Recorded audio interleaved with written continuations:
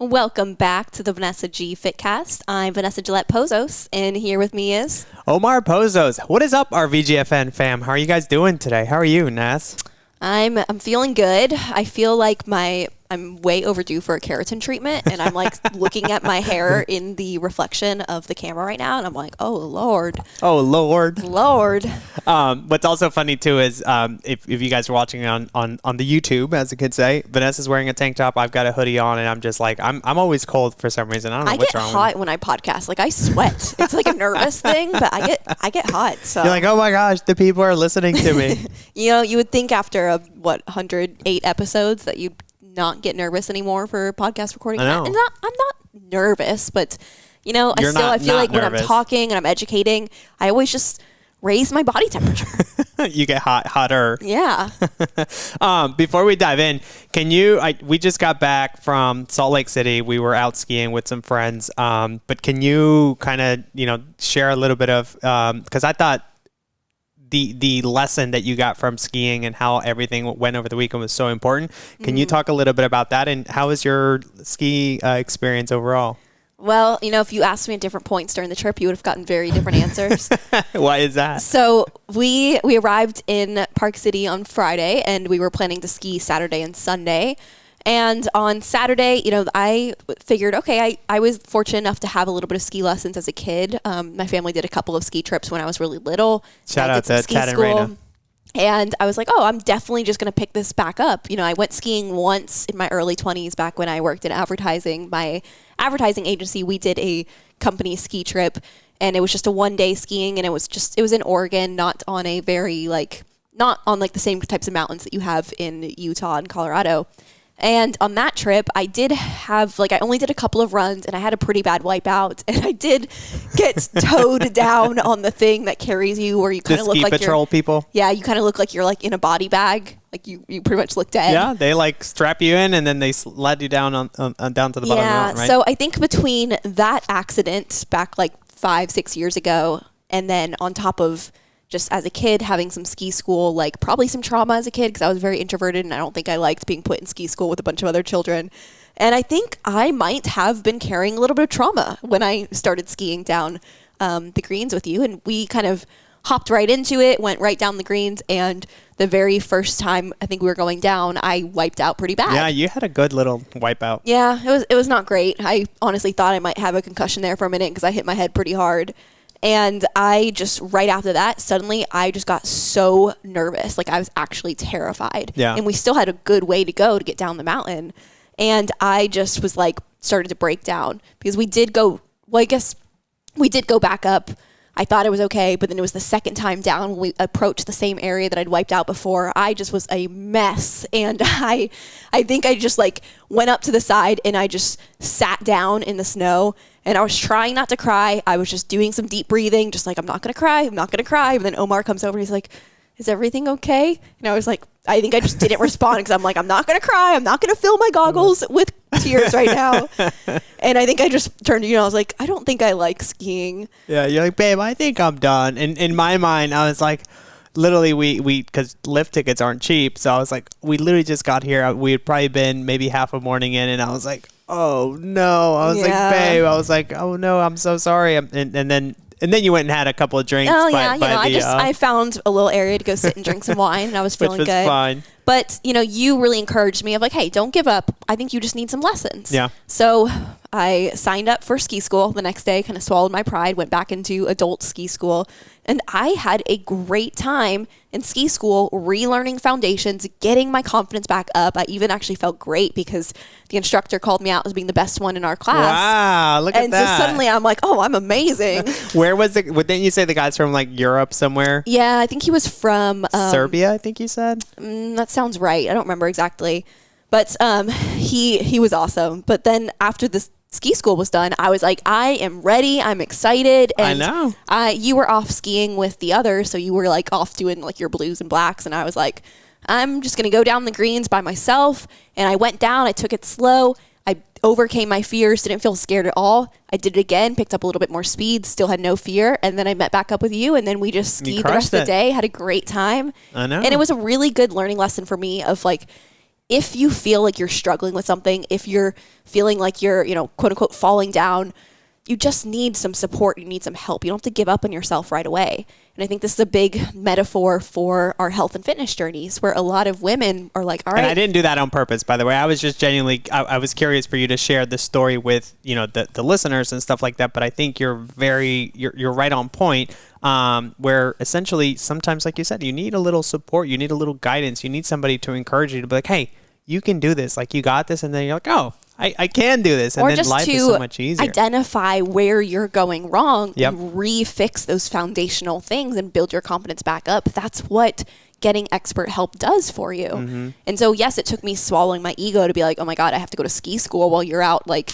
just crushing the moguls with I don't our know, man. friends. I think the moguls were crushing me a bit because I ate it a couple of times. But when I first started, and I'd only started a couple years back, but that was the one thing I did right off the bat. I was like, I'm going to ski school. I'm going to learn from those guys because they're just so good at giving you pointers, like you said, breaking down the foundation, your technique, how you're moving up and down the mountain.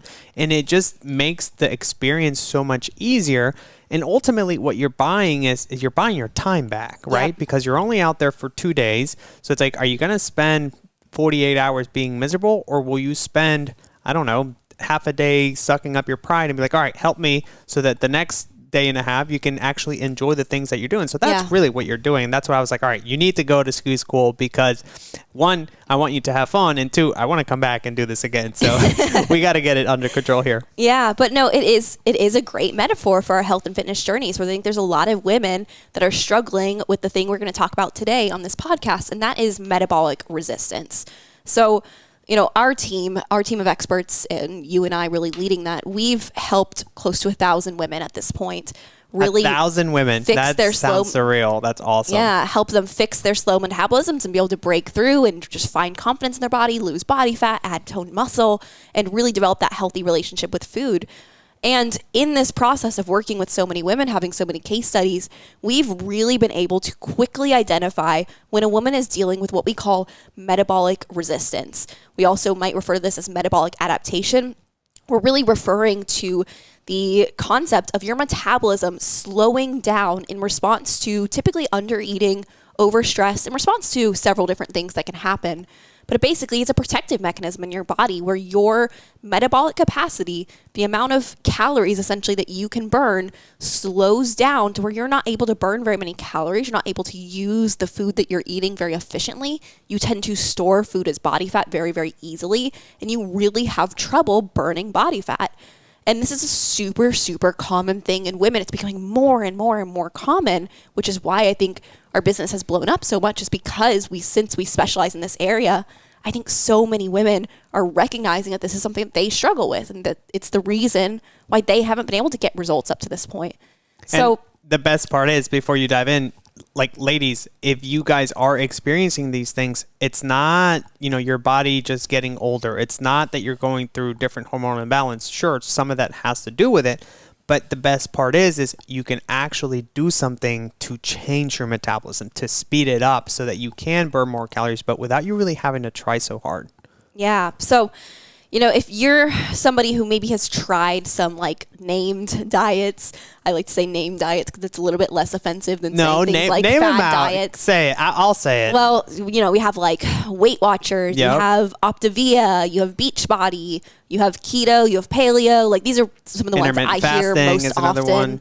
But, it's really any diet that has a name is something usually I'm going to call out as you probably were doing something that essentially put you into a low calorie diet. A calorie deficit is what it's supposed to be. But for many women who repeatedly, time after time, go on these diets, your metabolism has slowed way down that it's not even really a calorie deficit for you. It's just a form of stress on your body where you're not giving your body the fuel it needs.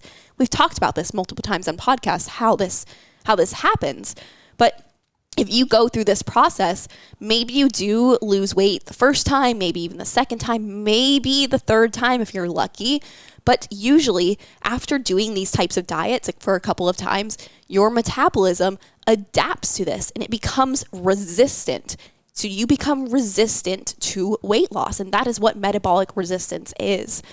And if you've done any of these kinds of diets, more than once, then I can guarantee with honestly pretty good accuracy, if you're struggling to lose weight, or if you haven't been able to really keep weight off, or you haven't been able to just lose weight any other time you've gone on a diet, then I can probably assume that you have metabolic resistance. And if you haven't done any fad diets before, maybe you're somebody who you tend to find yourself not very hungry. Maybe you skip meals. Maybe you just don't eat very much during the day when you're busy. You just don't really notice hunger very often. That's also a sign of metabolic resistance. So it doesn't necessarily have to be that person who's jumping from fad diet to fad diet. It might just be that you're the type of person that over time you've noticed yourself having less and less of an appetite, and you're just notice yourself not eating very much. One of the things that I always get on calls is I ask people well, what do you eat for breakfast? They're like, I don't eat breakfast because I'm just not hungry till 11, 12 o'clock during the day. So at that point I'm like, okay. So clearly there's something going on there, because it's not normal for you to not be hungry until 12 p.m. during the day or something like that. Yeah. I had a consultation call with a girl yesterday, and I'm telling you, I've gotten to the point where I can spot within just a few minutes of a call somebody who is dealing with metabolic resistance based off of just the basic things that they say to me.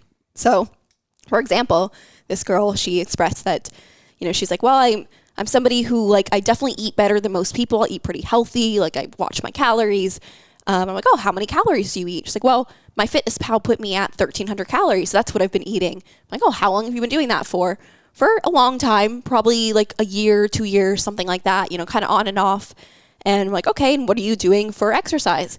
Oh, I do burn boot camp 3 to 4 times a week. And it's right now, I'm just checking the boxes in my head of realizing, yep. Yeah, the facts are, then I think I straight up asked her, and how has all this worked out for you? What have been your results from this? She's like, well, I've gained weight over the last few years. So you're telling me you're eating 1,300 calories, you're working out 3 to 4 times a week in a pretty intense type of boot camp class, and you have gained weight over time. That right there screams metabolic resistance. And the thing that can be really frustrating for us as coaches is when you have to explain to somebody that means we have to fix your metabolism first in order for your body to lose fat. And while some people lose fat during the process of fixing their metabolism, some people might even gain a little bit of fat. It can happen, but sometimes you have to gain in order to lose. And that's really frustrating for people when, you look at, okay, summer's a few months away. Now you're gonna have all these people that are jumping in oh my God, I have to look amazing in my bikini this summer. I need to lose 20 pounds by summer. And they're gonna jump into another fad diet. Maybe it might work for them, but I guarantee you it's going to end up with worse results. And next year, you're going to end up not only gained back that 20 pounds, but you're probably going to end up in a place where now you cannot lose the 20 pounds. Yeah. And maybe you're gaining even more. And here's the thing, because everybody, and myself included, we're so guilty of wanting everything so fast, so instant, right? Getting that instant gratification. But think of it this way. What's the saying? The best time to plant a tree was today, and a year from now, or last year, or something like that, right? So you butchered that. It's today and then a year from, I don't know, whatever. My point being is this. No, the best time to plant a tree was a year ago. The second best time is today. Today. There it is. That's what I was trying to say, but you said it more eloquently than I did. But my point being is, guys, sure, summer is right around the corner. But is this going to be the last summer in your life? The answer is probably not. Hopefully not, right? So when you zoom out and you're like, okay, I've got, let's say, 50 summers left to live, right? Would you rather take one summer and actually put the right foundation, put in the work, and actually get your metabolism up to where it should be so that the next 50 summers you don't have to deal with this? Or would you rather just deal with it, get the instant gratification now and have to worry about this stuff over and over and over and over again? And that's what it's so hard to understand, because I get it. It's hard. People want that instant gratification. They want to see the results right away. But again, my point being is, if we haven't done it thus far, let's do it now so that we don't have to worry about this stuff, because there's going to be, summer's right around the corner, but after that we've got, the holidays coming up again, and it's this same cycle over and over. And I forget who I heard, but it was there's always going to be Timmy's birthday, Trisha's birthday, Cindy's birthday, my mom's birthday, your coworker's birthday, Zoe's birthday. Who is Timmy and Trisha and Cindy? Babe, these are my imaginary friends. Are these people I should know about? But my point being is there's always stuff going on. So why wouldn't you just, spend the time working on things that's going to get you long-term and sustainable results now, as opposed to foregoing all of these things and, being uncomfortable with your body, having negative self-talk because of the things that you see in the mirror, just being, not the person that you ultimately want to be, right? Yeah. Boom. Mic drop. Boom. Well, so those are really the signs that we look for when we're first talking to somebody. We can usually spot metabolic resistance based on just somebody's history with dieting and like what they're currently struggling with. Are they able to lose weight? Have they struggled to lose weight? But when we have somebody come in as a client and maybe things were looking good initially, but as we get going, we're seeing their body's not responding the way it should be. Or maybe we're going through just some initial metabolic reset practices to try and help them reset their metabolism, but we're not seeing their metabolism respond the way it should be. Then in those cases, we don't guess, we test.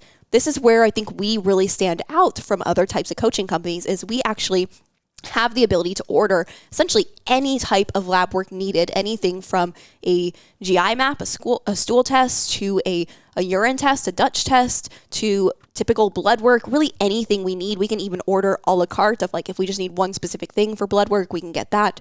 But that's where we can really dig in and find the root cause issue of what actually is causing the metabolic resistance and then create protocols specifically for that to correct it. Because nobody, and I want to emphasize this, nobody is stuck with metabolic resistance. It is always, in every single case, reversible. We just have to do the right things for your body. And sometimes it takes time to figure out what that is. So the fastest way we can figure it out is through lab testing. And there's a few things that we typically look for, of course, there's a million factors.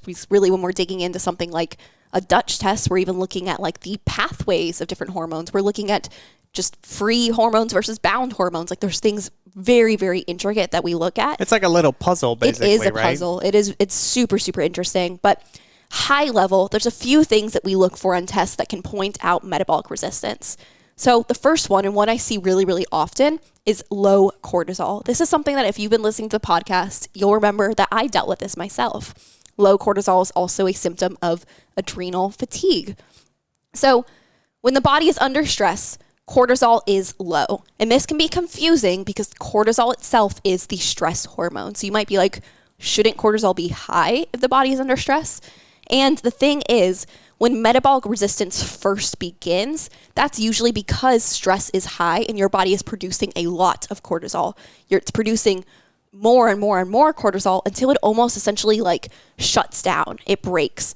However, we get to this place where it's just been elevated chronically for a period of time. It's going so high that then it dips down and ends up below the range that we want it to be. That's where I was at a year ago when we tested and found that my cortisol was super, super low. It was flatlined. Can you talk a little bit more, Vanessa, on stress and cortisol levels? Because I know sometimes one of the conversations that I've had in the past are like, people are like, no, like I meditate or I go for walks. Like I just don't feel stressed. Exactly. And my point being is, it's like, okay, totally get that. That's awesome that, you're not necessarily feeling stress, right? But let's talk about the dieting situation, the dieting history that you've got going on. What have you been trying and starting and trying to, do over and over? And they're like, well, I've regained weight, 3 times in the last 3 years. But yet I'm not feeling stressed. So it's not my cortisol levels. Can you talk about how like you stopping this, weight loss cycle over and over is actually putting stress on your body and what that does to your cortisol levels? There's a big difference between perceived stress and physiological stress. So a lot of people mistake these because they might be like, well, I don't feel stressed. I don't think I'm stressed. And you might actually be stressed because you might not perceive it to be stress because you might have been in this state for so long that it's just your normal. Becomes a norm. You don't even recognize any different. And that's why looking biologically at symptoms of the body, we can identify, is the body stressed? Is the body physiologically stressed? Yeah. And if you're not losing body fat, that is a symptom that your body is physiologically stressed because body fat storage is a body's protective mechanism against stress. Yeah. That is how that works. If you think back to like caveman days, If the caveman is out running around and suddenly now he's being attacked by a bear, the body in that moment is not being like, I'm going to burn some body fat right now. No, the body's like, I got to protect this myself. I need to call on these body fat stores and make sure I can burn some body. Like, I need to make sure I can stay alive. Yeah. And so if you are eating food before that, your body, it's in this stress state, it's going to actually take that food and really absorb it as body fat. It's not going to want to just burn it right away. It wants to save it for the next time you're running from a bear. Yeah. And to my point being is, sure, you might not feel like you're stressed. You might just feel busy with what you've got going on at work, at home, and stuff like that. But the fact that you're putting your body through a lot of these fad diets like keto, like optavia, like intermittent fasting, it's putting your body in a stressful state. So while you might not be feeling stressed, your body is, right? Which is why it's holding on to all of these stubborn body fat cells, ultimately making weight loss that much harder for you. And it's so hard sometimes to kind of explain this to people because like, I don't feel stressed. I don't know what you're talking about, but I've got 2 kids at home. My job is crazy. And, I've been trying to lose the last 10 pounds for the last year. And it's like, well, you might not feel stressed, which that's a whole different rabbit hole, but your body is perceiving that stress. Yeah. Losing body fat is, while it can be healthy in many cases, it's still a stressful just reaction for the body because you letting go of these storage of just essentially this protective mechanism, that's a stressful thing for the body. And so that's why we have to go through weight loss very strategic, very methodical to make sure that we don't overstress the body in that process. And so that it's sustainable too, so that you can lose it and keep it off. Exactly.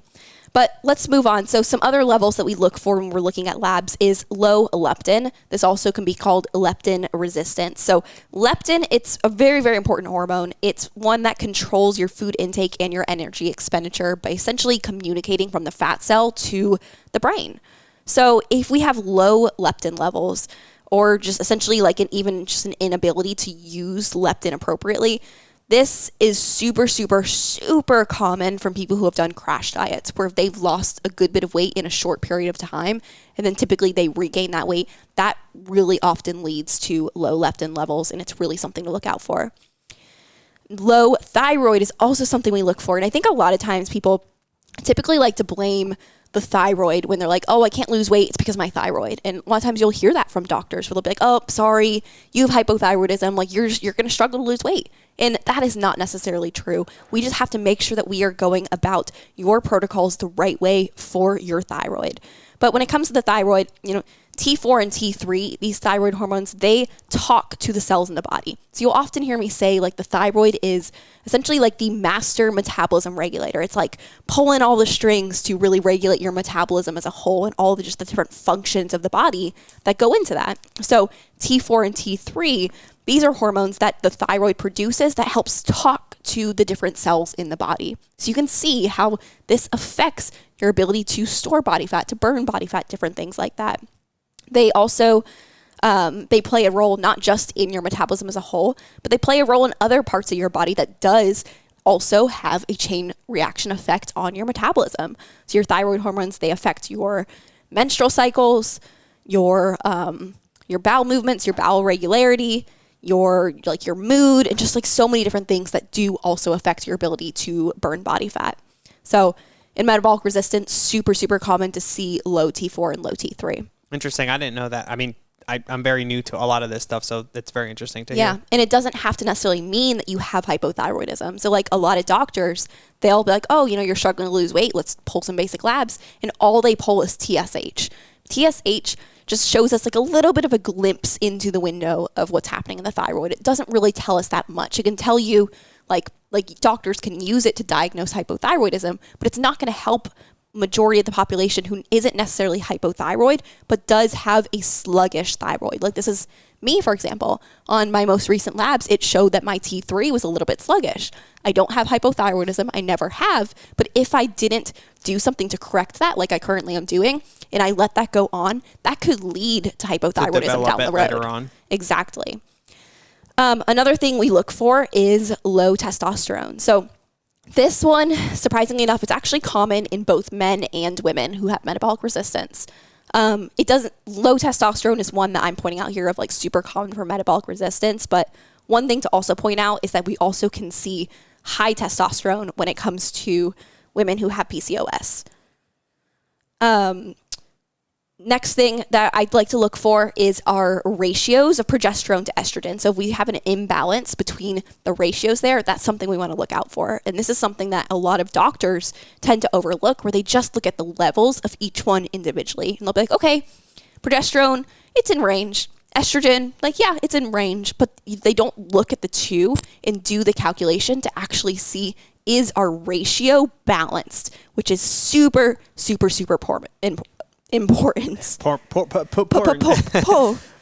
then to your point there, correct me if I'm wrong, Vanessa. So, what is within range for you might not mean that it's optimal, right? Exactly. Meaning like what's in range for you might be different than what should be in range for me. So that's where like that, personalized approach, having somebody look at your labs based on what it is that you're experiencing that has more in-depth knowledge is also a big difference maker. Am I right there? Yeah, exactly. Yeah.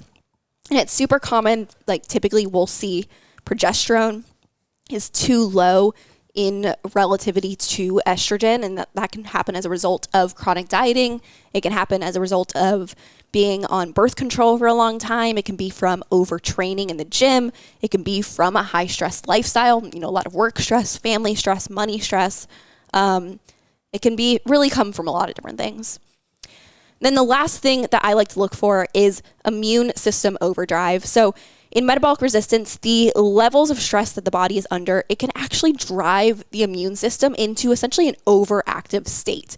This is also something that I dealt with, where if I think back to before I had really done some labs, I would just get sick all the time. And I never really thought much of it. I'm just like, I have a weak immune system. Ha ha. Is that what you said to yourself? Yeah. Well, I feel like I would say that to you because you were like, I never get sick. And I'm like, I just have a weak immune system. Ha ha. Ha ha. I didn't know this, actually. This is interesting. Yeah. So your immune system is so, so important when it comes to your metabolism.